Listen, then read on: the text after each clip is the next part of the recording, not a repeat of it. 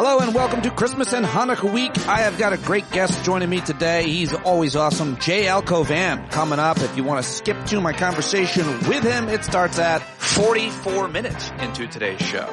But I've got your good stuff and your news headlines, a whole bunch of clips for you from the weekend, and I'm going to get right to that. But before I do, I just want to say, hey, happy winter solstice, which took place over the weekend. From this point until mid-June, the days are now going to get longer, all right? It's still pretty short. The sun is setting real early.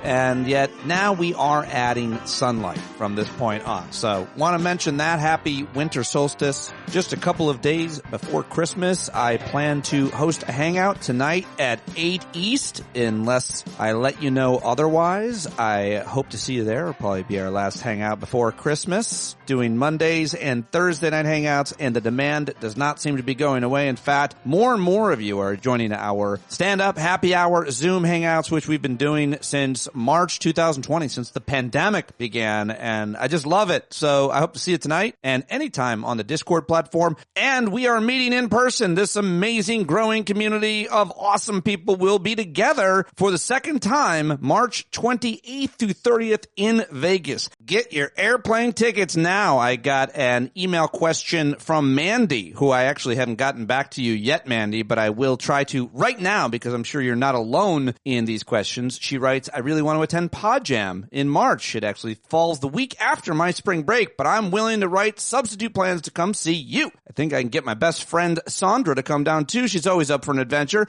Awesome. Thank you, Mandy. She said the ticket link doesn't have much scheduling info because I'm sure that's still being ironed out, but can you give me a rough framework of what to expect? Yeah, hikes, parties, games, hangouts, gatherings. Should I book a room at that casino mentioned on the site? Yes, you should, although a couple of people probably will get Airbnbs. If you're up for that, you want to host one, you can definitely let us know. And what will the daily schedule require for travel? Should we rent a car? Don't rent a car. A few people probably will or will drive there and they'll be able to drive around, otherwise Uber, but we probably won't be going too far outside of the hikes, which we might just all rent something together. But don't rent a car.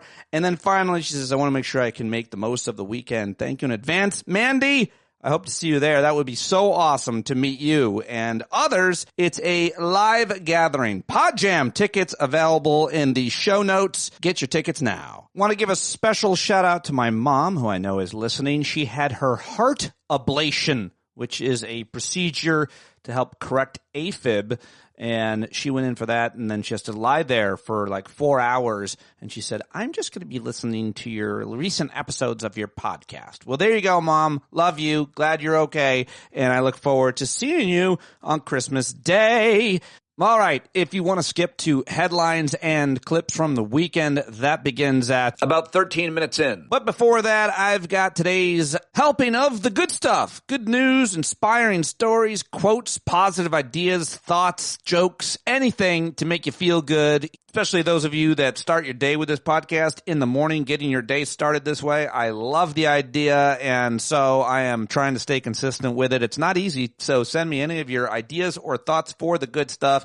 standupwithpete@gmail.com for that and everything else. All right. Well, I do have to say one of the best things, daily good stuff, is the vitamin N shots that I include in the paid subscribers email. So if you are a subscriber, you should get that email every morning and wake up with a photo from another listener of nature. As long as it doesn't include any man-made objects, that's all that we really require here, and hopefully it's a good shot. But no matter what, it's a way to inspire you to get outside, stay connected with us, and for us to wake up and see some different part of the country where some awesome person was outside. So send your hashtag vitamin N. It's a great way to start your day opening the Stand Up with Pete Dominic subscriber email. I did not get outside much over the weekend, feeling a little bit guilty about that. It really didn't move at all. I succumbed to the snow and very cold temperatures here in the Northeast and ended up staying very much inside. But I hope you got out. I hope you got out in the weather and braved it no matter where you are. Maybe it was beautiful wherever you are. Maybe it took no courage at all to get outside where you are. Either way, I'm very happy to have you listening. Let's do the good stuff.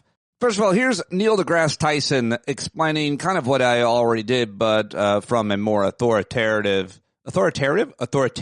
position on the winter solstice. If the first day of winter, December 21st, is the shortest day of the year, that means every day that follows is longer. Conclusion? The days get longer in the winter, not shorter. How about it, everybody? Yeah, Neil deGrasse Tyson making the point. Even better than I did, of course. And for those of you who hate winter, should mention that it's over March 20th. So let the countdown begin, everybody. We will celebrate the ending of winter and the beginning of spring in Vegas at PODJAM on the 28th. How about that? And now here are some positive news stories, some actual news stories that are good news, that are positive news. First of all, the Spanish government is getting tough on fake news. We could all learn a thing or two because Spain is cracking down on online fakery with a new law targeting disinformation on digital platforms. One Spanish PM said, "We citizens have the right to defend ourselves from professional hoaxers." If passed, the new bill will apply to social media influencers with large followings, 100,000 on a single platform or 200,000 across multiple sites. They will be required to correct misinformation and could face court action if they fail to comply. How about that? The law would also oblige platforms themselves to have mechanisms in place to handle disinformation complaints. The digital measure is part of the Spanish government's broader action plan for democracy. For those who dedicate themselves to lying and spreading hoaxes every day, the party is over, said Justice Minister on Twitter, itself a platform awash with disinformation. So that's something interesting that we could learn from. I wonder how that works. I like it. Congratulations to the Spanish government on that. Look forward to seeing what happens. And I didn't see this being reported nearly enough, although our friend Ryan Bussey's sons were plaintiffs in this case out in Montana. And the case has consequences for all of us. Young climate activists in the state of Montana celebrated a historic Supreme Court win last week after a ruling affirmed their right to be living in a safe and livable climate. The judgment upheld an earlier district court decision which saw 16 young plaintiffs aged as young as 5 successfully sue the state over its pro-fossil fuel policies. Their testimony included personal stories of climate change affecting their health, income, and heritage. Nonetheless, Montana moved to overturn the 2023 judgment, but its bid was rejected last Wednesday. Also, this ruling obliges the state to consider the environmental and public health impacts of future fossil fuel projects. Lawsuit's 23-year-old plaintiff Ricky Held said, "This ruling is a victory not just for us, but for every young person whose future is threatened by climate change. We have been heard, and today the Montana Supreme Court has confirmed that our rights to a safe and healthy climate cannot be ignored." Yeah, I love that story. I'll talk to Ryan's sons really soon. Also, things are getting better and looking hotter for geothermal power. That's a good thing. Geothermal energy could become the cheapest source of dispatchable clean power on the planet within less than a decade, say the authors of a new report fresh out of the International Energy Agency. The largely untapped resource beneath our feet could also supply as much as 15% of global electricity demand by 2050 if costs continue on their downward trajectory. New technologies are opening new horizons for geothermal energy across the globe, offering the possibility of meeting a significant portion of the world's rapidly growing demand for electricity securely and cleanly. Ooh, I like that story as well as this one. A specific species of birds have been able to reclaim their home thanks to drones and amps. Oh, maybe that's what the drones are doing. The endangered Polynesian storm petrels have returned to a remote island in South Pacific after a century-long absence thanks to high-tech restoration effort. Conservationists used poison-laden drones to eradicate the invasive rats, which had populated Kamaka in French Polynesia. With the ground cleared for the storm petrel's return, they then used solar-powered loudspeakers playing a bird call to attract them back to the island. The birds have since been spotted scouting the area for nesting sites. With as few as 250 of the Polynesian storm petrels remaining in the wild, the hope is that this area can sustain new breeding colonies. Wow! These seabirds bring critical nutrients from the ocean to the island, which cascades down into the surrounding marine environment, benefiting fish and corals. The entire ecosystem can once again thrive thanks to this technology, which is great. Wow, how do they kill those rats, I wonder? All right, and speaking of epic comebacks from the South Pacific to Caribbean, where near-extinct sombrero ground lizard is thriving once more following a habitat recovery initiative, again done by humans. Oh, I like this. We're bringing back this ground lizard. This island lies off the coast of Anguilla, was on the brink of ecological collapse, these sombreros, ground lizards, due to guano mining and invasive mice and hurricanes. Well, the numbers of the eponymous ground lizard dwindled to fewer than 100 in 2018, but a joint effort between the Anguilla National Trust, Flora and Fauna, and organization has resulted in more than 1,600 sightings. The conservation initiative involved removing rodent pests and replanting native species, including the sea bean and prickly pear. Oh, that's good news. That's very good news for the ground lizard there. I like that. I like these species revitalization stories. I hope that you do as well, because there's one more. Hundreds of new species discovered in the Mekong. It's a region already renowned for its astonishing biodiversity, but now the greater Mekong River area can add another 234 creatures to its long list of denizens. That's the number of new plants, reptiles, amphibians, fish, and mammals found in the area straddling Cambodia, Laos, Myanmar, Thailand, and Vietnam in 2023. So I think that's good news, and I wanted to add that story as well. Okay. All right. Those are some positive news stories. I just want to mention also that you're not alone during this holiday season. It can be a really lonely time for a lot of people for any number of reasons. It's not your fault, and you shouldn't feel alone. We're here for you. If you are feeling lonely, check in on the Discord or at our Hangouts tonight and any other time, because we never want you to feel that way, and always want you to be able to connect with somebody or more than just somebody. So thinking of those of you that are alone at any point during this holiday season and feeling a little blue, a little sad about it, well, you're not. We're here for you. Okay, moving on.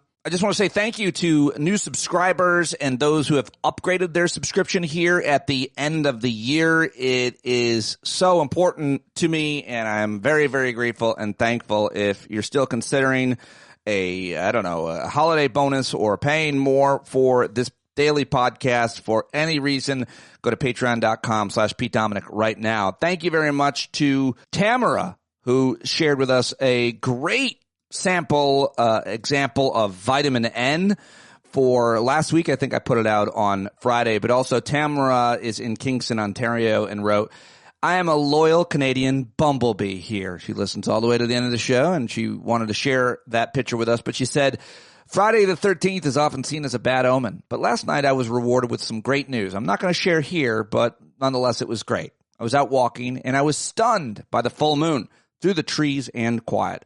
I just may finally have some peace, and I will keep this picture as a reminder of the day it found me. Thanks for letting me share. Wow, Tamara, whatever it is, I'm so glad that you shared it with us and told us about it that way. She goes on to say, I love your new format with the positivity. I never considered your show that I listen to every day could get better, but there you go. Thanks for all you do. Your work matters, in case you needed reminding. Tamara in Kingston, Ontario. Tamara in Kingston, Ontario, I always appreciate that reminder, and it really means a lot for you to say that. Thank you so, so much. I'm so happy to hear of your good news. And that is a great way to wrap up today's segment of The Good Stuff. All right, now it's time for news headlines, and then I've got your audio clips after that. That's how we do it here on Stand Up with Pete Dominic Daily, and there is a lot of news to get to. Feels fair to say that the biggest story over the weekend was that the government shutdown was averted. That's right. The Senate early Saturday morning passed a bill to avert a government shutdown, sending the measure to President Joe Biden, who signed it into law. Move came after the House overwhelmingly passed the bill on Friday night. The new spending does not include President-elect Donald Trump's demand to suspend the debt limit. The legislation would extend current fiscal levels until mid-March, provide a $110 billion in relief to help natural disaster survivors and aid farmers, and grant an extension for the Farm Bill, which has to be reauthorized. But this now raises questions to some extent. How much power does Trump have over his own party? Republicans in the House, to be specific. So he's riding high after an election that saw him win the popular vote and the Electoral College by just a very slim margin over Kamala Harris. And then the Republicans take both houses of Congress, but some people are suggesting that opposition from fiscal conservatives concerned about ballooning debt and interest payments will block the president-elect from implementing some of his ambitious policy agenda. And how is he going to be able to deport millions of people, mass deportations, without the funding that he needs. I mean, it's going to involve constructing tens of thousands of detention centers. A report from the American Immigration Council, pro-immigration group, estimated that deporting 1 million migrants a year would cost at least $88 billion. So it remains to be seen how he's going to afford these things. But the big news over the weekend, government shutdown was averted, and Elon Musk didn't win and Donald Trump didn't win.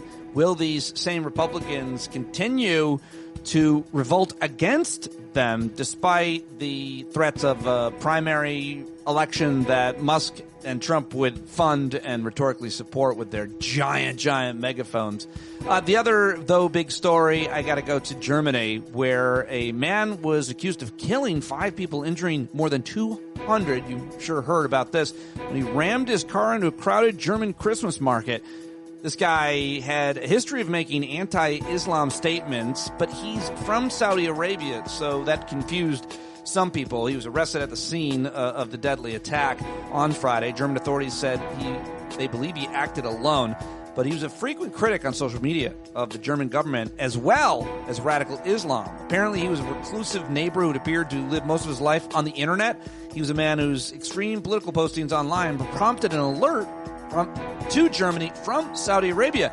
Officials in Germany were trying yesterday to piece together the complicated profile of the man in custody suspected of killing 5 people by driving an SUV into a crowd at a Christmas market 2 days earlier. This attack, of course, has stunned the country, although it did happen back in, I think, 2016, I was reading. The authorities have described the suspect, by the way, though, as a 50-year-old doctor who's been living in Germany for nearly 20 years. They say they're still trying to determine his motives, but he has been supportive of this far-right, extreme political party that has also gotten the support of, guess who? Elon Musk. That's right. He openly posted about renouncing his own Islamic faith, and he expressed sympathy for the far-right Alternative for Germany party, accused Germany itself of promoting the Islamization of the country. So this is a huge story, and it's developing, and to me, it's not just the terrorist attack and the inspiration from these far-right neo-Nazis that have taken like 20% support now, mostly in the more rural, poor areas of Germany. But it's the fact that Elon Musk is supporting them openly on social media, not to mention every other extremist, right-wing, anti-democratic individual and political party and movement in every other country from Venezuela to Italy and Europe and obviously anywhere else. So to me, his power and his support for these political parties and these movements is so clearly illustrates that he is a white supremacist, nationalist. I guess he's not a nationalist. He's a white internationalist, but certainly he is the guy's from South Africa to begin with. He's a white South African. What more do you need to know about his history? But he continues to support these far-right white supremacist movements across the country. And that, to me, is the big headline coming out of this horrific terrorist attack in Germany. All right, so those are the 2 big stories over the weekend, I think. But there's lots of other news. What else do I get to? How about this? This is crazy to read yesterday. 2 U.S. Navy pilots ejected safely over the Red Sea after their FA-18 fighter aircraft was mistakenly shot down early Sunday in what military officials are calling, quote, an apparent case of friendly fire. That's right. The guided missile cruiser, the USS Gettysburg, shot down a plane that took off the USS Harry Truman. Now, they are part of the exact same carrier strike group, which is several different vessels, big ships out there. It's a carrier strike group. I don't know, 5 or 7 ships. Somebody will correct me on that. But one ship shot down a plane that left off of another ship. It's pretty crazy. It rarely happens, but it is pretty hot over there in the Red Sea right now because of the Houthis, and so the Navy is on high alert all the time, but this seems like an accident. Both pilots ejected safely, but there goes that multi-million-dollar aircraft, and it could have been a lot worse. A deep investigation into that one. Someone's getting fired, is my guess. Who shot down our own guys? Oh, dear. Oh, my God. Oh, are they okay? Oh, God. That has got to be a pretty interesting situation between the captains of those 2 ships and everything else.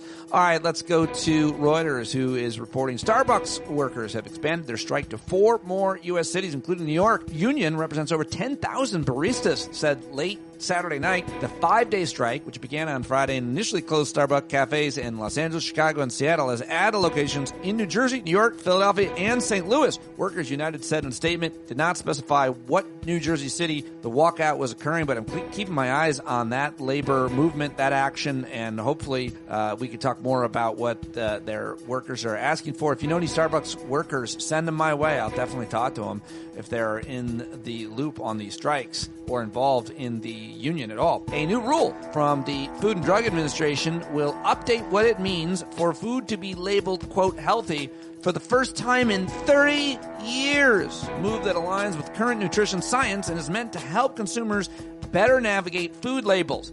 The healthy claim can empower consumers and help them identify a nutritious diet that is consistent with dietary recommendations.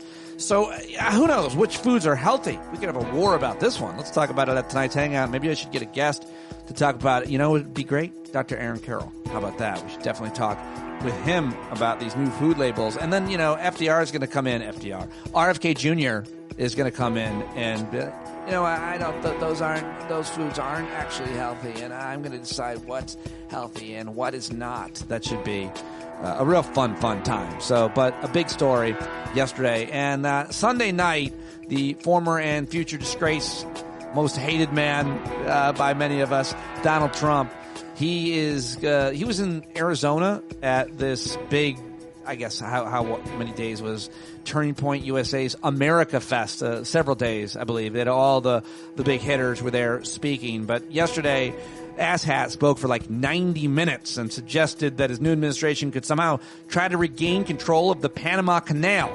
That's the United States, he said, foolishly ceded to our Central American ally. He contends that shippers are being charged ridiculous fees to pass through the vital transportation channel linking the Atlantic and Pacific Oceans. But Panama's conservative president, Jose Raul Molino, who was elected in April on a pro-business platform, immediately roundly rejected that notion as an affront to his country's sovereignty, put out a video and said, I don't think so. Well, Trump's comment came during his first major rally, actually, since winning the White House. And so he came on, he did 90 minutes, and he talked about trans people a lot of times. He talked about ending woke a lot of times, and then for some reason mentioned the Panama Canal, which caused a big hubbub and a lot of attention last night. But what other headlines came out of the Turning Point USA, Arizona, America Hate Fest? I guess Matt Gaetz suggested he might run for Florida Senate now, so that'll be fun. The FBI is warning Americans to keep their text messages secure and suggesting, I think we should just be using WhatsApp. Am I right? Who wants to help me with that? But it's not often the piece of advice triggers a Snopes fact check, but the agency's urgent message this month to Americans, often summarized as stop texting, surprised a lot of consumers. The warning from the FBI and Cybersecurity Infrastructure Security Agency, CISA, that's the acronym, CISA, highlighted vulnerabilities in text messaging systems that millions of Americans use every day. So I guess this has to do with China.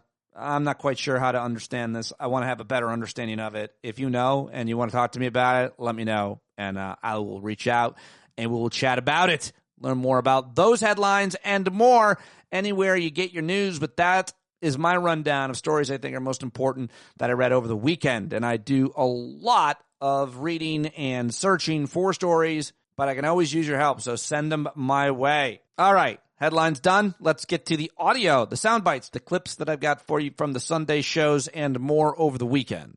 I grabbed several clips of Republicans reacting to or pushing back against the power of Elon Musk and the bullying of their president, Donald Trump.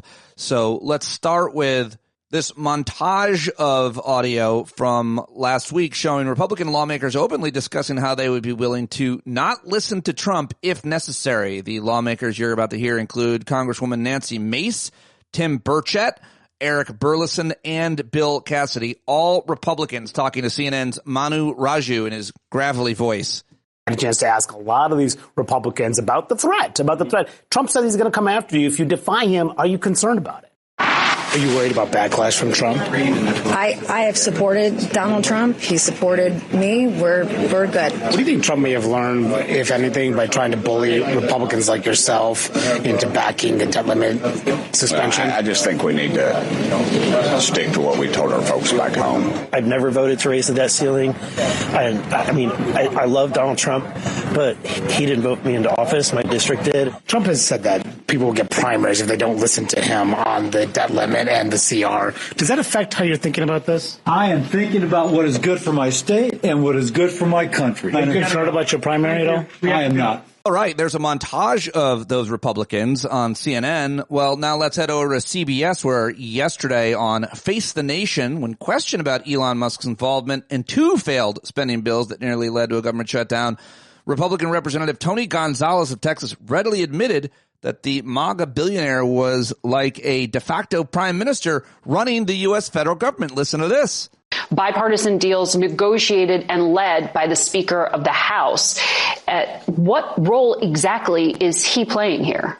It's kind of interesting. We have a president, we have a vice president, we have a speaker. It feels like as if Elon Musk is our prime minister. And I spoke with Elon a couple of times this week. I think many of us... Unelected. Well, unelected, but I mean, he has a voice. And I think large part of that voice is a reflection of the voice of the people. Once again, a 1,500-page bill, how does that pass the smell test? It's absolutely wrong. It's what's wrong with this place. So we have to get back to regular order. The other part of it, too, is while House Republicans were fighting over this spending bill, guess what Senate Democrats were doing? They were ensuring that President Biden got his 235th liberal judge over the finish line. That's why it's so important that House Republicans stay united, stay laser focused on delivering on a President Trump agenda next year. All right, there you go. CBS Face the Nation, Tony Gonzalez. And now let's listen to Chris Christie, who's a former ally, of course, of the president-elect Donald Trump. He predicted that Elon Musk would soon discover that all of Trump's closest confidants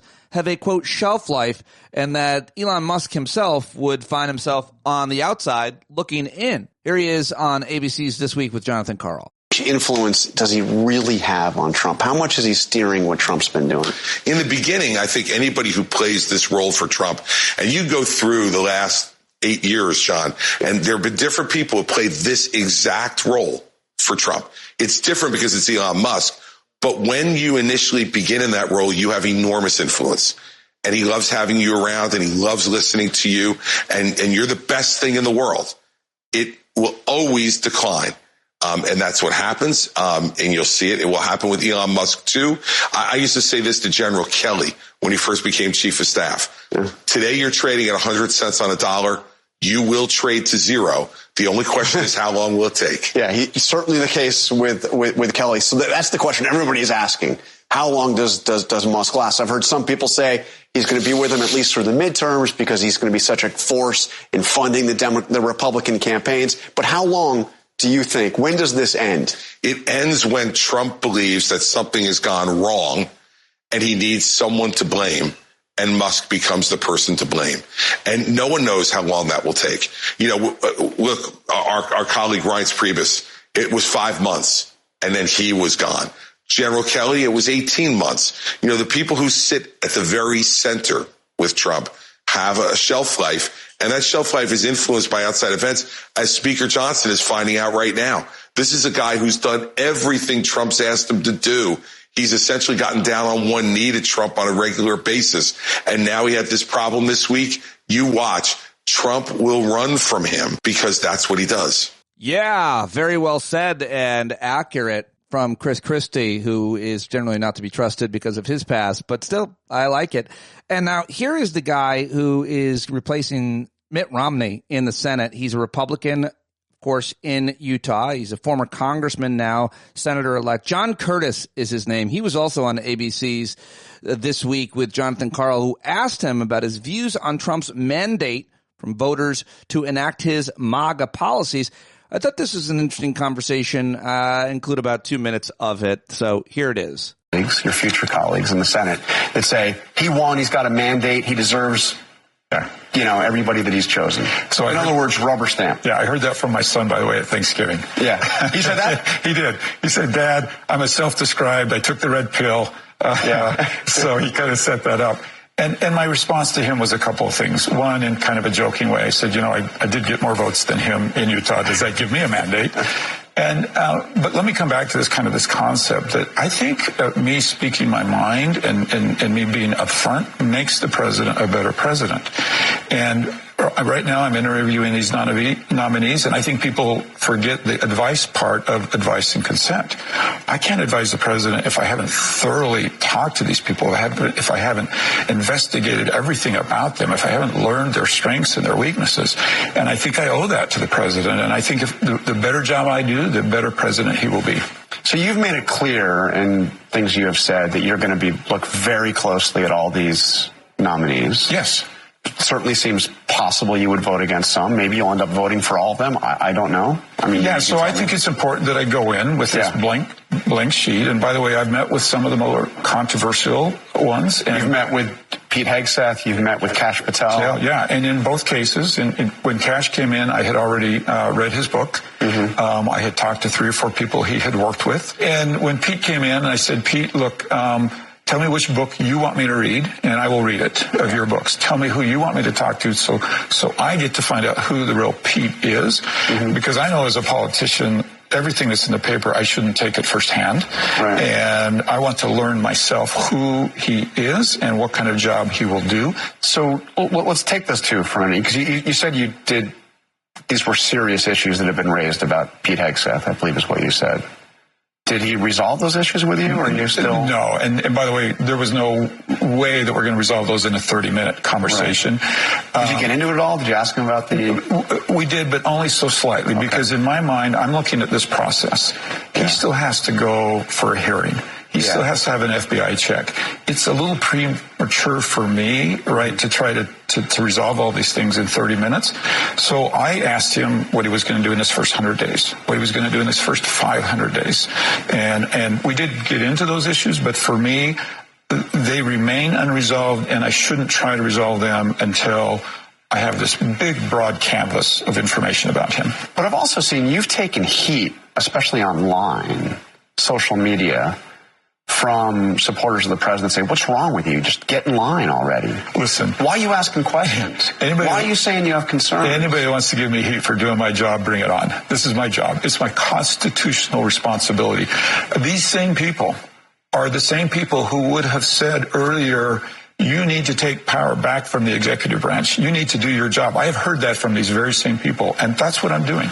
All right, only a Republican from Utah can stand up to Trump in the Senate. I mean, we'll see what happens, but I thought that was worth mentioning or playing for you. Also, I think this is really good. This is Congresswoman Summer Lee. I've got to get her on. She represents Pennsylvania's 12th congressional district, and I thought this is a pretty good 1 minute from MSNBC. We really have to have a conversation about what oligarchy looks like in America.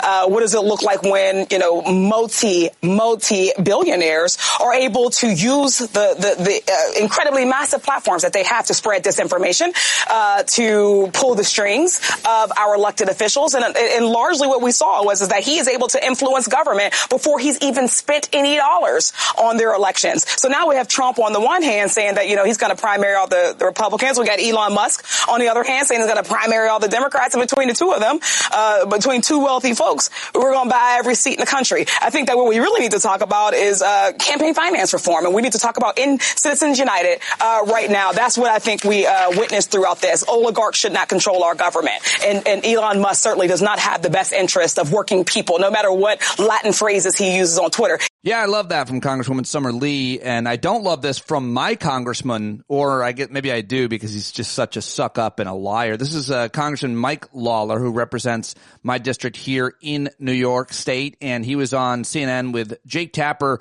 I think this was Friday, but it's still worth playing just because of how harshly Tapper calls him and his colleagues out. At this moment, I certainly understand what you're saying, but at the same time, with all due respect, sir, you're going after the top Democrat in the Senate and a lame duck Democratic president. Your conference, the House Republican Conference, we go through this every single time Republicans control the House. You guys can't pass legislation. You can't govern.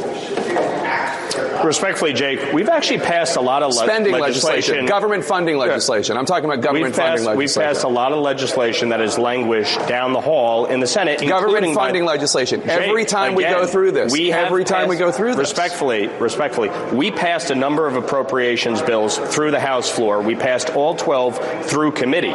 We couldn't even get to a conference committee because Chuck Schumer and Senate Democrats, again, passed exactly 0 bills. And I don't know if you could stomach one more Republican or not, but this is a solid couple of minutes from MSNBC's Velshi, who had Republican Don Bacon on, who also is trying to stand up to Trump and Elon Musk, at least for a second. Let's talk about last week's budget battle. It wasn't as much of a budget battle as it was a bit of a political battle. You had the outgoing Senate Republican leader, Mitch McConnell, remarking that this is the way it's going to be next year. Give me your assessment of this. How are things going in the House? Is this an anomaly that it was that rough last week, or are you a little worried that it's going to be a rocky road for Republicans? Well, first of all, we have to get to the bottom line. We did fund government. We were able to extend the farm bill. We were able to get money put in the disaster relief bill. But I agree with you. It was much harder than what it should have been. We have a 3-seat majority in the House, and that makes it tough. And I would say the Democrats are typically more unified. They tend to vote more in lockstep. I don't want to overgeneralize, but that's pretty much the truth. And on our side, we have 30 to 40 Republicans who will never vote for a continuing resolution or will never vote for raising the debt ceiling. And so that forces the speaker, because we want to keep government funded, most of us do. It's really stupid politics to be for a government shutdown. I got 30 or 40 colleagues on my side that I don't agree. But he has to work then with Democrats to get the 218 votes needed to fund government.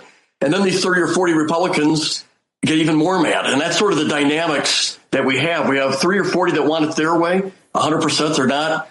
85% solution is not good enough for them. And that's sort of the dynamics there. Also, it's not just good enough to oppose a spending bill. They have to demonize it and put out a lot of falsehoods. That's what we saw this week. We saw 1 or 2 people providing false information to Elon Musk, who then put it back out. So, for example, he said the Congress wants to raise their pay to $240,000, or essentially a $66,000 pay raise. That was not true. That we were trying to protect Liz Cheney, or not protect her, or that we were trying to protect her on accepting Democrat language. That was not true. That we were going to build a new stadium in Washington, D.C. That was not true. So by the time that this was all put out, the people were enraged because you got these social media influencers that have 1 million followers, and they feed on outrage. That's how they get their money. It's not about being truthful. So that's sort of what we saw this week. I think Speaker Johnson tried to do the right thing. He tried to negotiate in good faith with Hakeem Jeffries. He's a good man. He's got a good heart. He's honest. And so he got thrown under the bus this week by, the social media guys and by Elon Musk. Elon's on our team, supposedly. Why didn't you just call the speaker and work this out? That's what you do professionally. All right, there you go. Don Bacon on MSNBC. Did you tolerate that whole thing? Because now I've got a really great Democrat for you. This is Congresswoman Rebecca Ballant. Becca, she goes by, and she represents Vermont, and she is the first woman and openly LGBTQ person to represent her home state of Vermont. She is the former majority leader of the Vermont State Senate. She's done a lot of good things for the state, and she's very, very good in an interview. I'm excited to hear more from her, but this is the way that she saw all of this. About Elon Musk, who made some demands of folks in Congress, and he said, we're going to shut down the government until President Trump takes office on January 20th. He laid down the law. This is what's going to happen.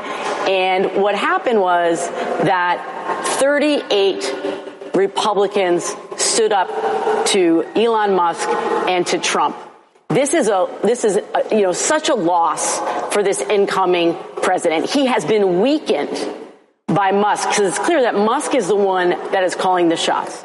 So he says what the game plan should be. Trump catches up a few hours later, and then Johnson backtracks from the deal that was struck. And again, this is another piece. You did a wonderful job laying out how we've been here again and again and again. And the other thing that I want people to understand is we do not know who we're negotiating with. because we make a negotiation and then the deal is signed. We have to come to the floor. This was just hours away from where we're going to vote on the floor, and then everything changes. So we can't rely on Johnson. He is not a man of his word in the same way that McCarthy was not a man of his word. And so, as Hakeem Jeffries has said, who is it that we're negotiating with? Yes, very well said, Congresswoman, and I'm definitely going to try to get her on the show here because she's real smart and real good at talking. And now, finally, let's get to Saturday Night Live's Weekend Update, which has some great jokes and some controversy over the reaction of one of those jokes to the in-studio audience's reaction to Colin Jost's joke about Luigi Mangione was very controversial. I talk about it with JL coming up. But here it is, the boys from SNL for about 3 minutes on Weekend Update this weekend. Your comedy to end the news segment. Well, it is our last show of a wild 2024 that saw Diddy go to jail, Donald Trump get reelected president, and Elon Musk appoint himself co-president. And I don't know what next year will hold, but one thing's for certain. We will see all three of those guys at SNL's 50th anniversary.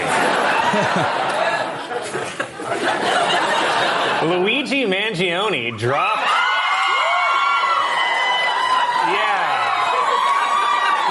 Definitely woo. You're wooing for justice, right? Remember that reaction because JL belabors it, and I think it's important too. But yeah, it sounds like a handful of young women screaming. Luigi Mangione dropped his extradition fight and was flown from Pennsylvania to New York to face multiple charges. In related news, Bumble exploded.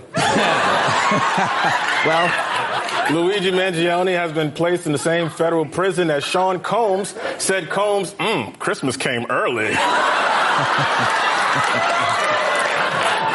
Insinuating that Diddy's a little bit gay.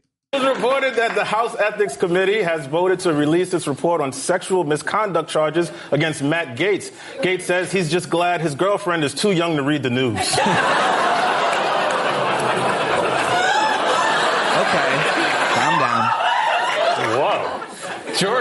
George Santos has announced a new podcast called Pants on Fire. And you can download the first episode for free simply by entering your full Social Security number. Oh, that's smart.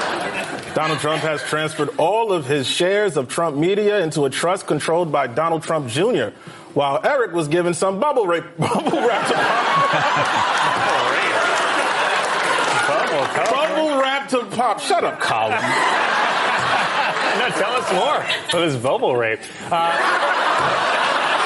Great, let's get that online. The first severe human case of bird flu in the U.S. has just been confirmed. But don't worry, I'm sure this deadly animal disease will get handled perfectly by the roadkill king. He's holding up a picture of RFK Jr. Donald Trump has selected Herschel Walker as his ambassador to the Bahamas. When told he would be an ambassador, Walker said, "Correction, I is ambassador." Oh my God. Wow. Disney announced that in 2027 it will release a full-length Bluey movie. Yeah, it's exciting. It's where Bluey and her family unfortunately meet Cruella de Vil. Oh no. All right, there you go. There's just some jokes from the Weekend Update, including that controversial reaction that you heard from a few of the women in the studio audience there. But now it's time to get to my conversation with JL Cauvin. So thank you very much for listening to this first 40 minutes of today's show. I like to put it together for you each and every day here, but I can't do it without you.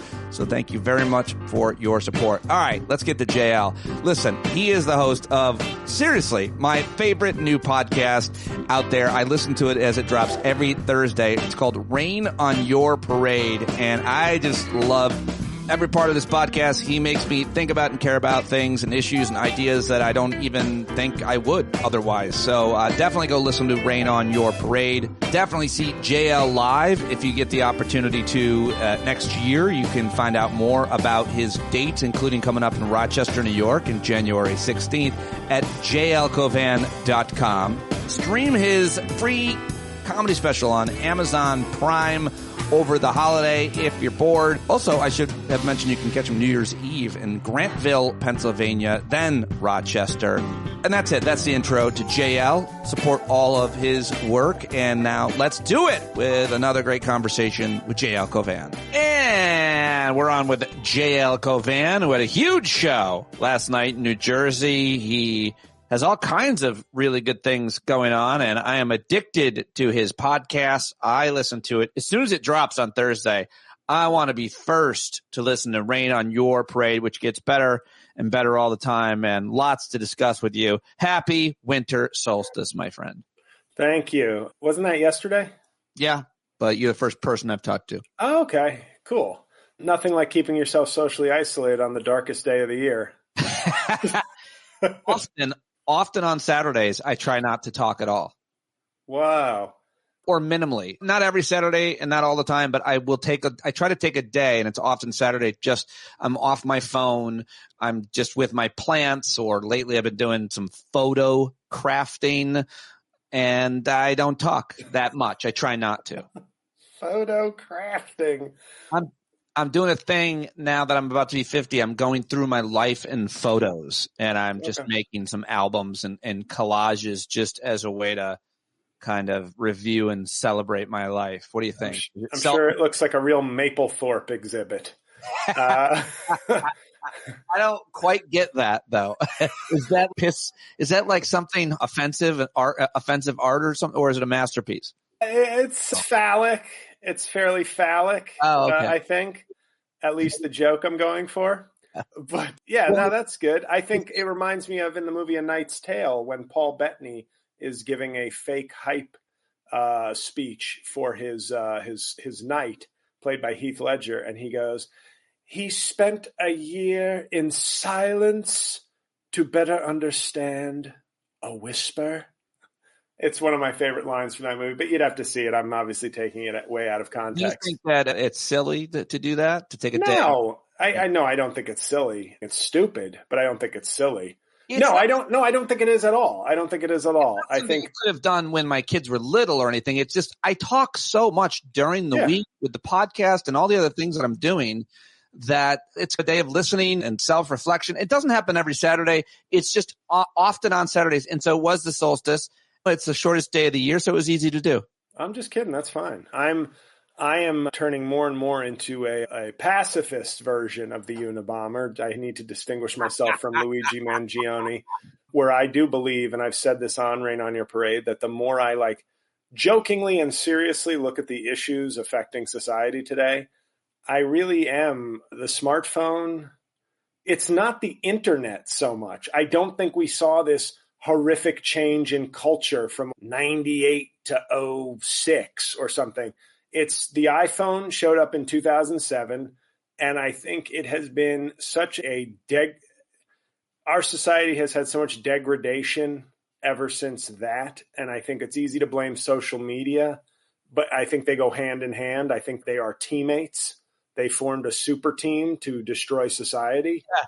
Can you give me how that manifests in your life, my life, anybody's life, though, that combination of things? Are you talking about how it makes us feel or want to react to other people, much less the world, when we see a post or a series of posts? I'm thinking about the social contagion that it seems that the drones were in New Jersey. Like, we react to things that play out on social media that we all gather around or something.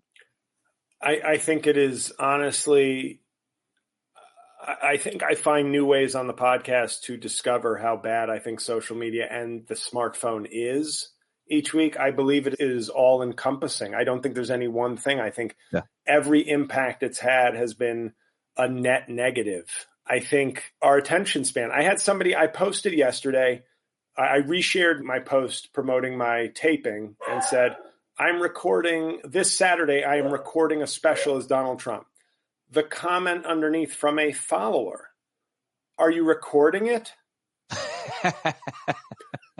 There is this mindless washing over that has happened to so many of us where we've been I don't want to get into, I bought that book by Jonathan Haidt, The Anxious Generation. So I'll be reading that next month for my book reviews on Patreon. But we are, by all means, read the criticism of him before, during, and after, and of that book. I have never been a big fan. I certainly think he makes a lot of good points, and he may be good at identifying problems. I'm not sure about the solutions. Right. I've never been a big fan of his work. I've wanted to try to argue with him. I can't, obviously, but I would read smart people's critiques of him and his work and suggest others do, and I'm sure you will. But to me, I believe the smartphone at this point is pretty much indefensible. I know that's a weird thing, but I do. I genuinely believe it. I think I feel lucky to have lived 25 years, 26 years before I had I lived like 29 years before I had a smartphone. Yeah. And I think that will make all the difference in whatever remains of my life in terms of how successful or socially well-adjusted I am, because I think I've seen it destroy adults. I've seen adults become addicted, let alone what it's probably doing to kids, what it is doing to kids, teens, etc. It shapes us to be instant gratification. We don't consume as substantively. We just get a flood of information. I think when it comes to things like death, I think we are so desensitized now because even celebrity deaths, Adam Carolla said it best. I know maybe you don't expect to hear that on the Pete Dominick show, but he once said, there's never been a better time to do something awful or a worse time to do something a little bit bad, because they will both get drowned in 72 hours of coverage. And then it'll be forgotten. And the same thing, I see deaths of people that are significant people, but I feel like we're just hit with so much information that all information is becoming nothing. All art is becoming content. All feelings are becoming just the 7 deadly sins and nothing deeper, nothing stronger. I genuinely, the more I look at it, I just look and think we can never go back. And that's the scary thing. I don't think we can, as individuals, make choices like silence Saturdays or things like that, but we're never going back. And I see that as so bad because I think we need to fucking throw our phones in the garbage. I think that one-man show is going to be a real interesting. You should write a 3-act play, just where that's what happens, and start the revolution. Because I don't disagree with your analysis of it. I don't think most people probably do, especially those of us who have straddled the world with and without them. But I do think there are things that you can do. Lots of things. That's why I'm actually working with analog, old school photos and photo albums, and then I'm growing all these plants under lights. It takes what you put seeds in. Those things don't require a phone. I will admit sometimes I multitask, listen to a podcast or listen to music or something, but I'm not directly engaged looking at a screen, generally speaking. And it's trying to get my hands moving in something not digital. I feel like that's all we can do is try to make a conscious, intentional effort to try to keep doing those things and teaching our kids to do them. I'm pretty excited that my older daughter is always doing art. She's working with clay now, and she usually is drawing and painting. So at least there's that, trying to instill that in younger people, but they don't have a choice, like you said, for the most part. Is she just Demi Moore to somebody's Patrick Swayze right now with a clay pot? That's not how I visualize it because it's my daughter. You can, because it's not your daughter. But I live near a pottery, it's a store or a shop where people can go in and make pottery. And I'm so tempted to rent it for an hour and be like, can I get a blonde actress in here to play Ivanka? And then just have somebody film us while Unchained Melody plays me as Trump. I will absolutely come film that. I will produce that. I will make that happen. I would. They'll let you do it once it's closed, or you just need a potter's wheel. That's true. I will put that in my bunch of den. News and stories and, sure. and things I wanted to talk with you about. The podcast has been excellent. I love what you're doing.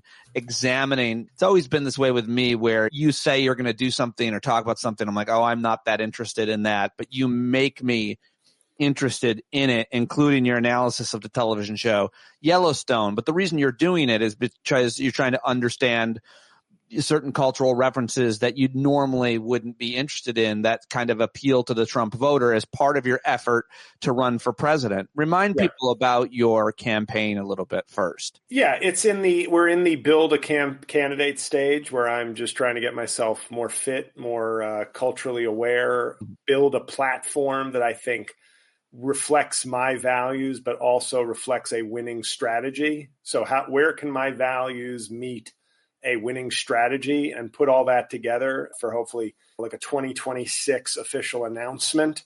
But it's understanding Yellowstone. Like, to me, Yellowstone is the #1 drama on television. The next episode, which will be the first week of January, we're taking off for the holiday week, will be on Morgan Wallen, the country superstar. Which will be interesting too, because I know, at least I watched a few episodes of Yellowstone, but I know nothing about that kid other than he was caught uttering the N-word, and then in spite of it, his album became #1. And that reflects, I think, a little bit of it's not cancel culture. And I'm not the first to say it. Sometimes it's not canceling, it's responsibility. And I think people conflate those two things, which allow people to skirt or skate, whichever one, skate on responsibility by just labeling something, oh, this is cancel culture. And then he obviously didn't follow the masking or the COVID protocols for SNL. So his appearance on SNL got delayed by several months. He got kicked off of SNL because he didn't obey the protocols like in 2020 or early 2020. But you know what? Yeah, in a way, absolutely. Ballsy thing to do, because this is your opportunity to be on Saturday Night Live, and yet you're sticking with your guns on that choice. Like, wear the mask, or play the long game and get more PR than you would have had you been on this show, and the right kind of PR because you're a rebel. Right. And I've listened to his music. It's going to be I've listened to all his catalog now, and it's going to be a really good episode. But it made me realize, like, Yellowstone is part 1 of a 2-part MAGA culture episode. And obviously it's superficial to be like, I'm going to learn all there is to know about what MAGA likes by watching Yellowstone and listening to Morgan Wallen. But I think I can learn a lot. And because you have to ask yourself the question, but why are these so popular? Because I'm guessing ranch hands are not the bulk of the Yellowstone viewers.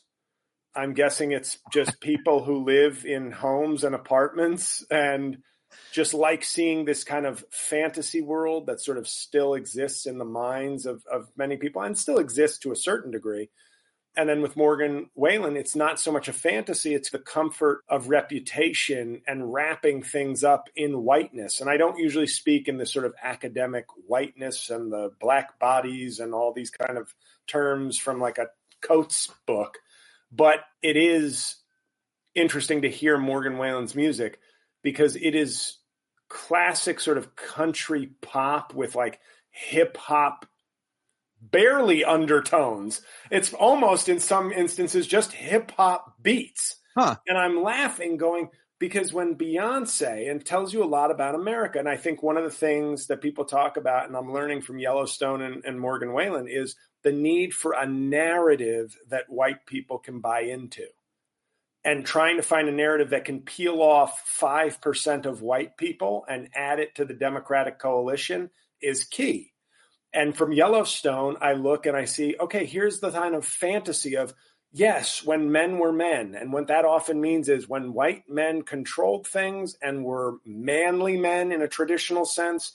And I am the descendant of a man, of a white pioneer, of a rebel, of a strong, silent type. That's the fantasy that still exists in so many Americans. If you can't be that, I want to be part of that. I want to be descendant from that. Morgan, yeah. I don't think that's usually, maybe even often, that conscious. Do you? I think might not be. We ascribe motivations for people's feelings or how a show makes them feel. You did a great job explaining how this show is supposed to make the audience feel, at least in your summation, which I thought was a pretty accurate analysis of it from a PR or psychological introspective look at it. But I don't think that a lot of people feel overtly that some of these things that we're ascribing to them, especially when it comes to kind of race and gender. Often they do, and they're overt and they say it. But sometimes I think it's just there and they don't realize that it's there. But I feel like what you're doing and what you've always been good at, I try to be, I'm not always good at it, but is when you're listening to a lot of these different, in this case, television and music, much less a right-wing talker, you're understanding how they're diagnosing a problem. And more importantly, what they're blaming it on, who or what they're ascribing their plight to. And I feel like that's really important for us to try to do, because I wouldn't have thought that this issue that I'm having, that I'm struggling with, this or that, would be poor brown people's fault necessarily. But somehow we often get there, or somebody or something else. They don't ever talk about trade or tax policy as the reason for why you're in the situation you're in. And with Yellowstone, I think it's one of those things where you look at it and you go, it's this odd, I think it gives people an odd pride, perhaps, in seeing like, this is how things used to be. I think I called it Taylor Sheridan's When White People Were Winners universe. Like the 4 W's, his kind of series are, and he's made some amazing movies. Don't get me wrong. Like, I feel like his movies are much more about, here's some real stories of tragedy and struggle, whereas Yellowstone is that Trump MAGA vibe of, no, this is how great we could be if pussies from cities would get out of our way. Yeah, I love when you talk about, or frankly, anybody it's almost always the case, including even in Germany right now. I was just reading about that. Like, it's this urban-rural divide. No matter what country you go to, there's this urban-rural divide. And the way that you minimize it, or the binary that you create for the viewer of Yellowstone, or what they're trying to, I don't know, demonstrate, is really you're either a man or you're a pussy. It's very much, the pussies come from cities, and we know Democrats come from cities, rugged individualists who work the land. And I don't mean to diminish this, to be honest, because there are times where you're watching it going, man, this is hard work. There is some truth to being to growing up knowing how to change a tire or how to bait a hook, versus being squeamish about a worm or helpless with a flat tire. There are some truths around that. That was certainly my life growing up. And then I became a city slicker and was made fun of and called a pussy by all my hometown friends. Right. And I also acted the part too. I played as, I can't do it anymore. I'm too. Yeah. And then you go and you scold Billy Bush like a real cuck. By the way, I got into an argument on Blue Sky, my favorite social media site. And no, because it was exactly what I feared would happen. I made a joke on Blue Sky under your posting of the Billy Bush clip saying, I stand with Billy Bush. And somebody who maybe follows you or just caught it wherever was like, that's what an SA would say. Now, SA stands for sexual assaulter. I inferred from what she was saying. Yeah. Now, I don't know if that's going to be the new thing, like just how right-wing people call everybody a pedo when they say something they disagree with. So I guess now if I make a joke, a random stranger, a liberal stranger can call me a sexual offender. But I replied to her, I said, I'm making a joke to a friend, which a lot of people seem to understand. P.S. I'm not from San Antonio. So I thought that would lighten it up. SA already explained this to me on this podcast. Sorry, scratch it. Never mind. I think you're right. I mean, it's fine. It's pretty funny both times. And also it illustrates an issue about humor.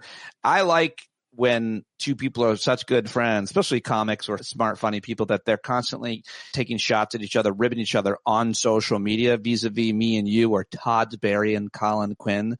Right. And I almost like that people aren't in on that joke and think that that you're really being a dick. Wow, that's really... Because what I really wanted to ask was just like, who actually stands with Billy Bush? Let's examine this for a second. And I'm not even saying this to defend or attack him. Does anybody actually stand with Billy Bush in any kind of movement way? But whatever, I don't want to repeat myself, but I will say the point is that the split that I hope people will listen to is Yellowstone, which is the last episode we have of the year. And the numbers have gone down for it because I think the title is just Yellowstone. If I had said Yellowstone and MAGA culture, but I didn't want to just spell everything out every time in the title. But Morgan Whalen is the opposite. Morgan Whalen is the familiarity, the cliche of not stressing yourself, like listening to the man mentions whiskey and beer in, I think, 80% of his choruses. And it is Bo Burnham, just to tell everybody who doesn't know, Bo Burnham had a special in 2015. And I will say this right now, Bo Burnham to me may be the last comic genius we produce as a culture. And I wish I was kidding. He is somebody who has seen the sort of meta view of where we were going with the internet and social media as quickly as anybody. And he's a very young guy, relatively speaking. Yeah. But he did a special in 2015. And among the great bits in it was a country song parody.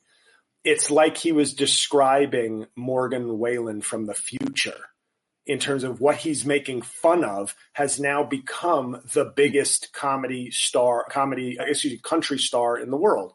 But he represents familiarity, repetition, simplicity, and with his music stylings, the pillaging of hip hop culture and hip hop beats and pop music, but the acceptance of the country world, which is, I think, a largely white world, that as long as you are country to start with, and you can interpret the word country to mean whatever you want it to mean, then you are allowed to branch out and pick and choose from other genres because it will still be a white package and a traditional country delivery system, which is white guy in a mullet, even though he has at least 4 or 5 songs that literally sound like trap songs.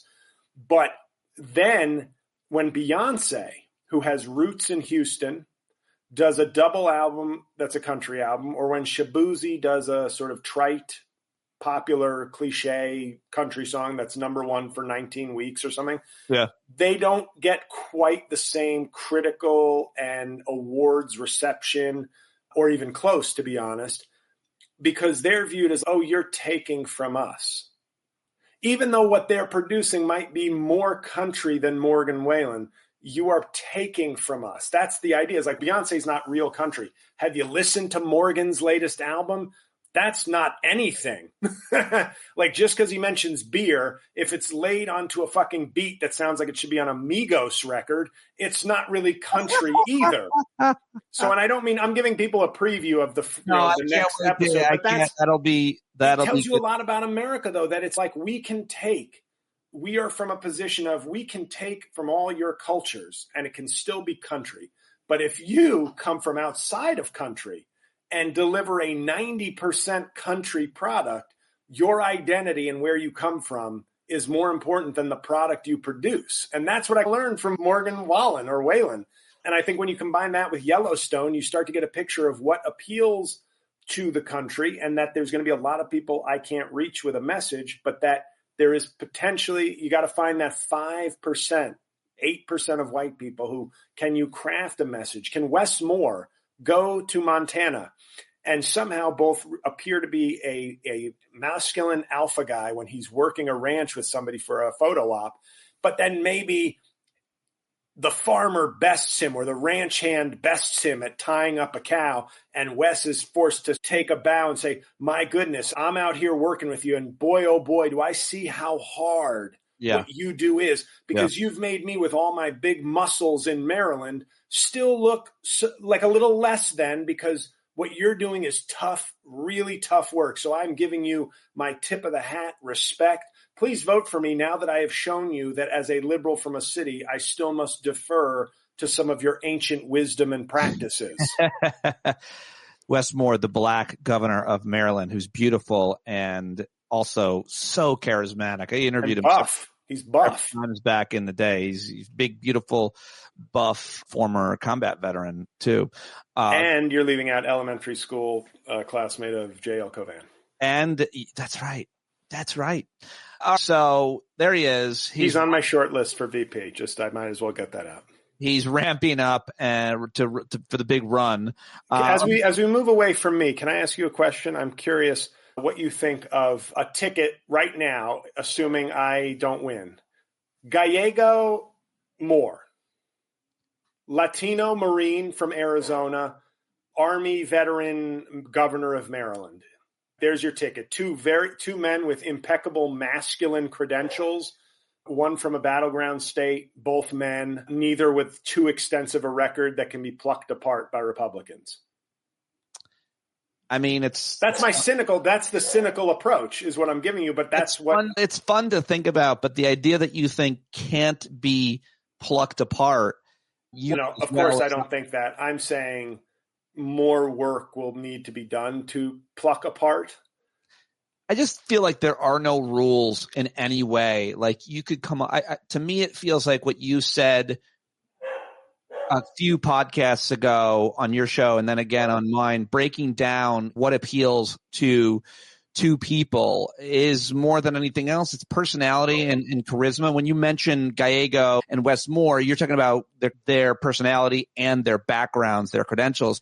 But I'm not even sure that matters. It almost feels like being on stage and being good in a debate or conversation and being able to punch back hard, which these are points that you made, like Pete Buttigieg or Gavin Newsom. These two guys that are really good at mixing it up, say, on Fox News, the way that you are, and who have humor and all that. I feel like those kind of personality characteristics are going to matter a whole lot more than your credentials or even the package, which you're obviously considering for yourself here. What if I sent a letter? What if I sent a letter to both Westmore and Ruben Gallego and said, I would like to be a part-time staff member, and all I'm working with you on is humor and comebacks and witticism. I think that they should pay you $100,000 to do that for 3 months.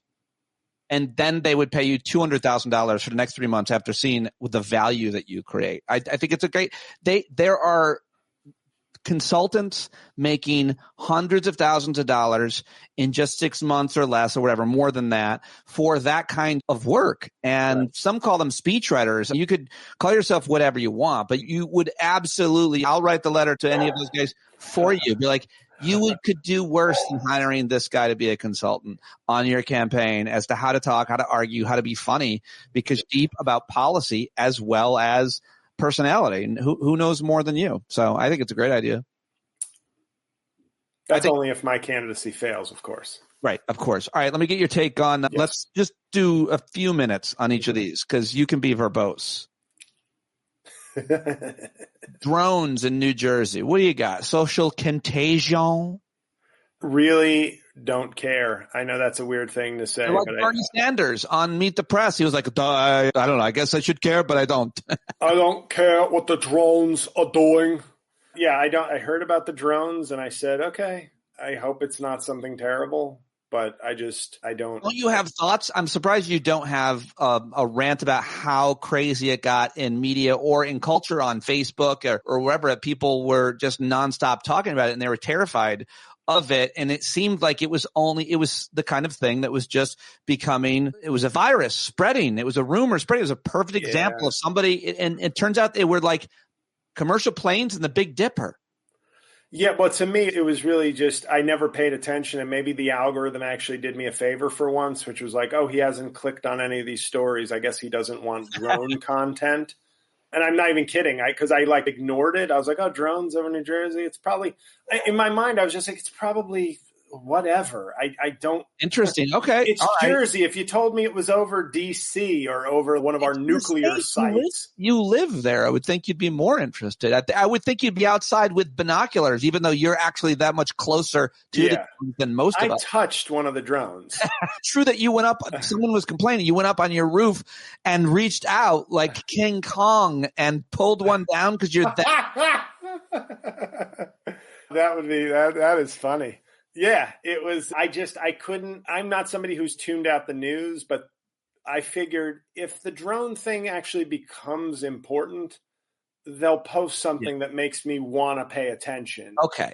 Then moving on, let's get to the settlement between ABC News and Trump and what that portends. What was your reaction to that? And a lot of people are saying this idea of obedience ahead of time. But more importantly, when journalists, media outlet, the Fourth Estate settles for a situation like this with Donald Trump, what does that mean for the rest of the deep-pocketed corporate media, much less the rest of us? For anybody who says anything about Trump, this is supposed to be protected. Certainly not, it seems, an example of defamation, but he got a settlement out of him. And I don't know if there's something deeper to read in this, or they just didn't want everybody to campaign or Donald Trump to see all the emails from George Stephanopoulos saying this motherfucker, like they were going to see all their internal emails. And now everybody's worried that Trump's going to threaten a lawsuit and then go through some kind of negotiation where on the discovery process, you get to read everything anybody's ever written. And then they take those emails, whether out of context or in context, and just parade them all over media just to prove how in the tank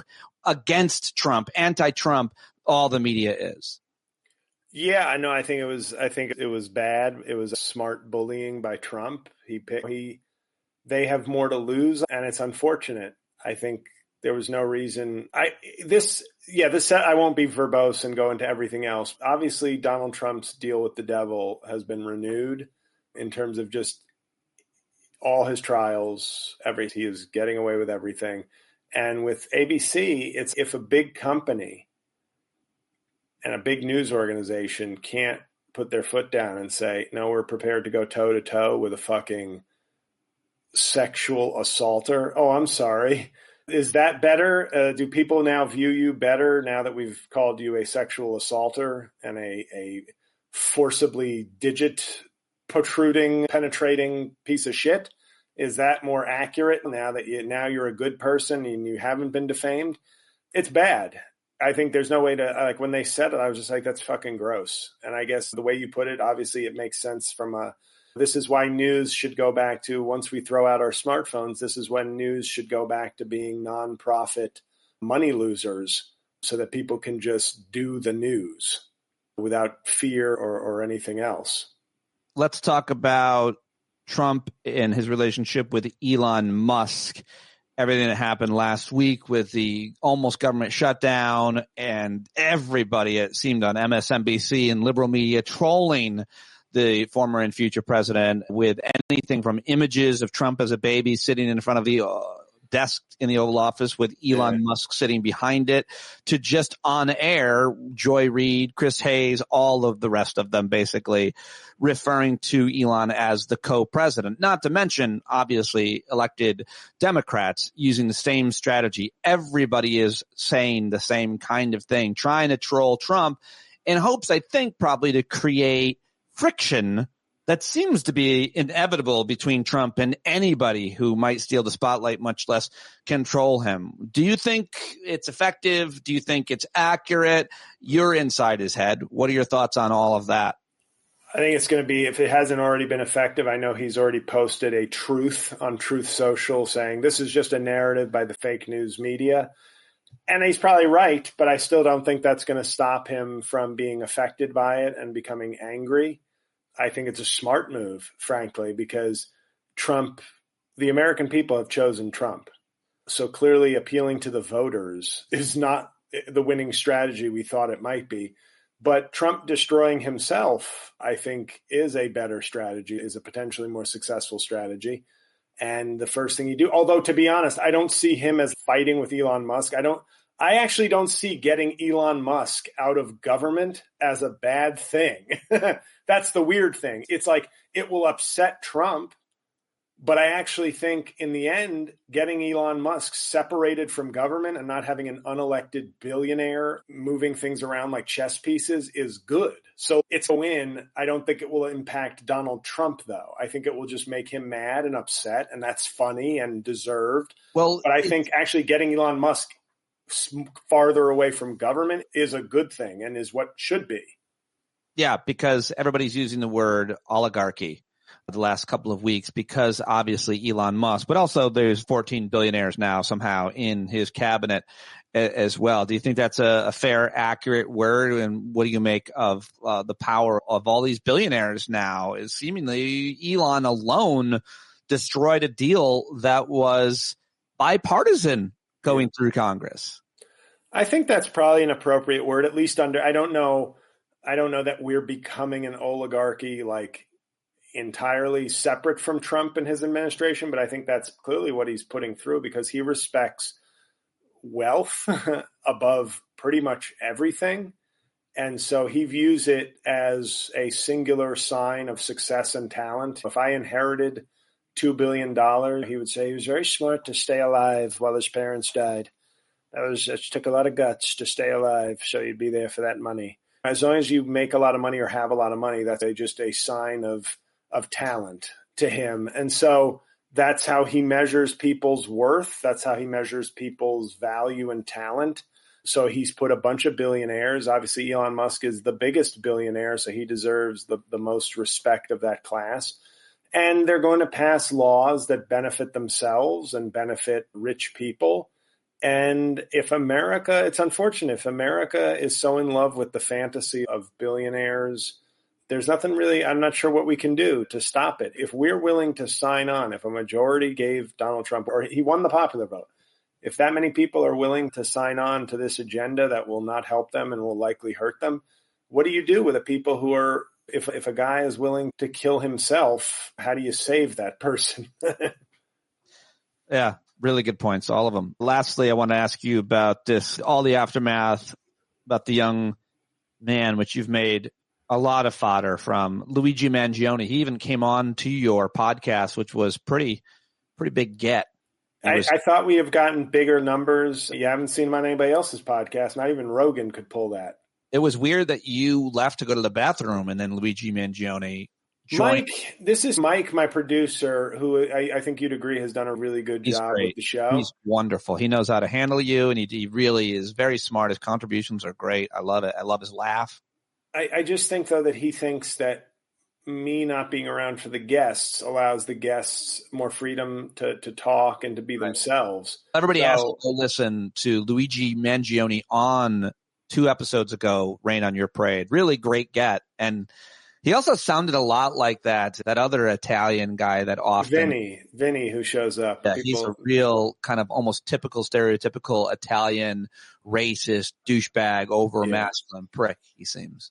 Yeah, I didn't know they had that much in common. Like Vinny doing Luigi, it felt. I know that was surprising to me when I listened back to it, because I said the guy was a very educated, come from a wealthy family. I didn't expect him to sound like he was from a stoop in Brooklyn. Who knew? What do you make of the aftermath of the conversation last night on Weekend Update at Saturday Night Live? Gross. I knew you were going to bring that up. Gross. Fucking gross. I thought I'm sorry to interrupt, but people cheered, women, girls, really young women and girls squealed. Somebody had just announced Justin Bieber was coming on stage when Colin Jost mentioned Luigi Mangione, and he showed, cool, cheer. He clearly was not. He didn't break character or anything, but I'm pretty sure he didn't think it was. Well, he made a comment. You're cheering for justice that they got him, right? Basically, He tried to steer their cheers into something more.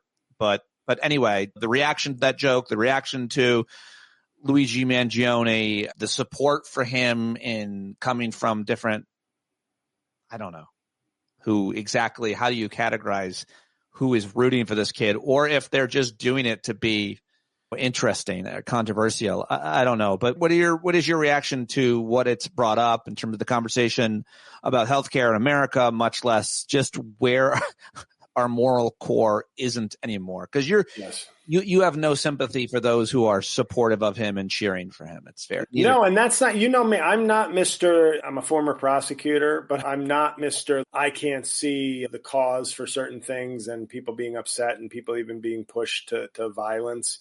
But in this case, I think, and I compared this 2 weeks ago to the killing, sorry, I'm forgetting the man's name, the man who was strangled by the Marine on the subway. Daniel Penny was the Marine, and the homeless man victim was, if you said the name, I'd have it right away. I'd go, yes, of course. Jordan Neely, thank you. And I compared the two reactions to those things while not equating them. I thought it showed a real brokenness. Pardon me, I got to plug in my computer. Sorry about that.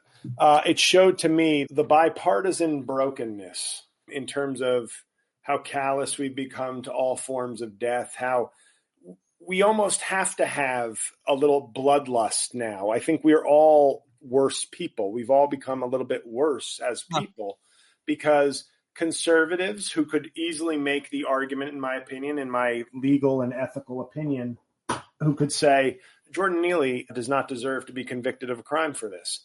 You can make that argument. Whether I agree with it or not, I can agree that there is an argument to be made and a legitimate legal argument to say he intervened when people were scared. People thought this person was going to either become violent or he was exhibiting a kind of craziness that when you're locked in a steel tube underground heightens the fear. He didn't beat the man. Like, in other words, he did strangle him to death, but it's not like he beat it. Like, he didn't beat him to death or something. I think I'm just giving you all the different gradations of like how a crime like this could be committed, and that I can respect somebody who thinks, yeah, reasonable doubt is the standard. And without knowing all the evidence, I think you could maybe say, yeah, on the surface, I'm sure there could have been a case made for reasonable doubt here, whether I agree with it or not.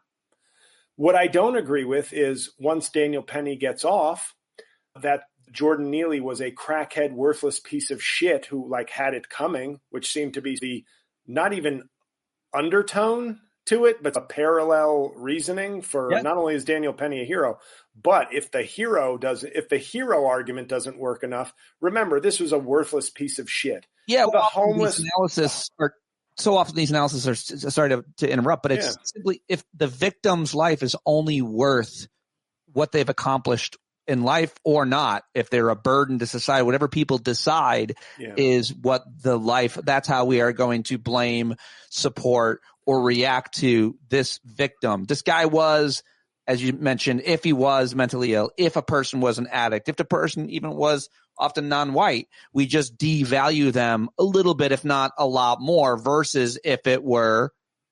Let me ask you a question. If Jordan Neely were a homeless white OxyContin addict having an episode, having some sort of mental health episode in a park in Ohio, and a black former Marine choked him to death, would it be the same story? Maybe, probably not. I think it would be a different story, but I think people would still not feel very bad for the mentally ill addict person. Sure.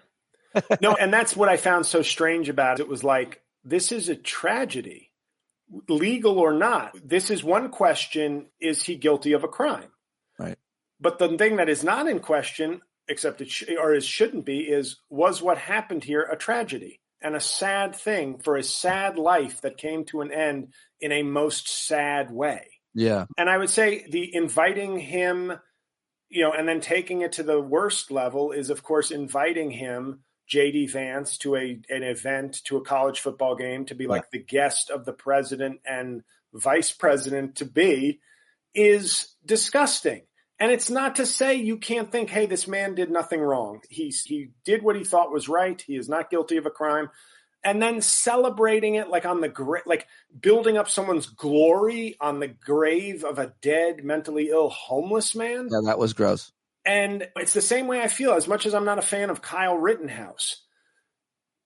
Best case scenario, if you're a Kyle Rittenhouse supporter, is that this kid was genuinely feared for his life and shot two people who were threatening him with violence, or three people actually, killed two people.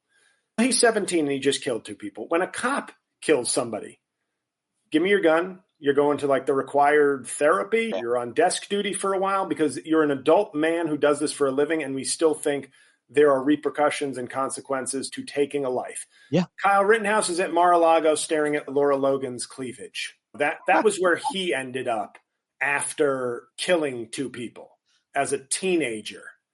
And it's this whole thing of they always go 3 steps beyond what's arguable because the goal is to celebrate them and to denigrate anyone who has come in their path and to make them stepping stones to their MAGA Second Amendment vigilante glory. And the flip side to that, so that's the Daniel Penny thing. I was grossed out by the response to that. While not equating the two killings, this guy killed a man in cold blood with a family. I think we can do a lot of extrapolating on who's responsible for what. Like we can go down the line and be like, this guy is a murderer, has been responsible for more deaths than anybody. And yet Brian Thompson, the CEO. Brian Thompson. And it's very easy if you're very angry at healthcare to make bigger leaps of connection than you might for other groups. If you drive a car and you choose to buy a gas guzzler instead of an electric vehicle, then you're harming the environment. You're part of what might kill my great-grandkids when climate change goes unabated. And everybody'd say, you're nuts. You can't kill somebody who drives an SUV. Okay, who can I kill that it becomes the Exxon CEO? Can I do that? What about the chemist? That would be better. Yeah, the person Yeah, I think the individual creating pollution is not doing nearly the amount of harm of the Exxon executive. He's definitely going to we should assassinate him before some guy driving a Hummer. But what if killing a Hummer driver sends, all I'll do is scare a CEO if I kill the CEO. If I kill a random Hummer driver and then another and then 5 and then 10 before they catch me, maybe people start getting scared of buying gas-guzzling vehicles. Start killing people who drive giant vehicles that they don't need, then I'm supporting you in all the ways. Thank you. Yeah. Well, add that to the JL platform. You accidentally stepped right on where my moral threshold is, right there. Well, I found it. Part of me was hoping that this person would be someone more sympathetic, a full-on John Q kind of example that at least I could go, in his case, I don't love the universal outpouring of support from certain sectors of the population, but I do feel like he's somebody who become maybe a little unwound and found a focus for what was ailing him. And although he was smart enough to make a moderately compelling case for why healthcare CEOs have to be at the top of a kill list, I still don't agree with it at all. I don't like the celebrating of it. People can disagree with me. I find it gross. And I found the cheering especially gross on SNL because what was very interesting about it was all young girls shrieking. And what I do when I hear that is I go, these aren't girls who are saying, yes, bring down the healthcare system. These are future voters who are saying, I get my news and trends and what's cool from social media. And right now that guy's like the hot bad boy. It used to be bad enough when it was Charlie Sheen giving porn stars AIDS, but now he used to be the bad boy. Now it's guy killing CEO is the hot thing for today's TikTok ladies. And I looked at that, I heard that, and I thought it was fucking gross because I don't even think those are people. At what point does celebrating a murder, should you at least have some connection to the righteousness if you believe it to be a righteous killing? Or should you just be like, that's cool now. I like it because he's hot and he's a badass. That's not really somebody like fighting for, hey, you're on the right side of history, sister. So that's why it felt very boy band, the shrieking, not much like a robust freedom for everyone, liberty for all scream. It felt more like I'd fuck them.